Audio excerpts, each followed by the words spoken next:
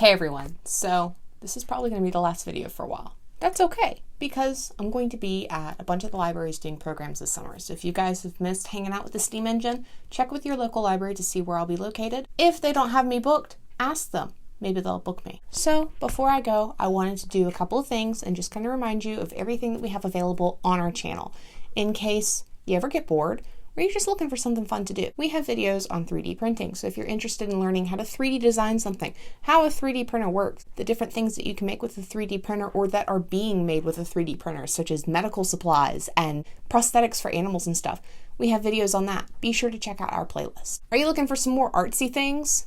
I got you. We have plenty of Origami that you can choose from because Origami is one of the most requested programs that I have for the S.T.E.A.M engine, so it's something that I really wanted to focus on over quarantine so that I could have a bunch of Origami videos for people.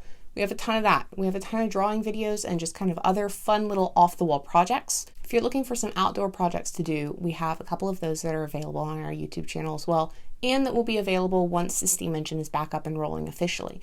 So if you're interested, you have a photography project idea that you can watch, the outdoor fractals project that is really, really fun. I had fun with it, so, I just like excuses to draw and do art. And there is the outdoor scavenger hunt project, which you can pair with photography or you can just do for fun however you want. On top of all that, there's some other just kind of general informational videos, such as what the S.T.E.A.M engine is about, what are the different products and stuff that we use. So if you're interested in seeing all the different robots and equipment that we use, be sure to check out that playlist. Everything that I'm mentioning will be listed down below if it's a playlist or just kind of the general videos. So if you're looking for something, be sure to check that or check the cards up in the corner. I know things have been a little bit scary and weird this year, but seems we're finally at the light at the end of the tunnel, so congratulations, you've made it. And I hope I see you this summer.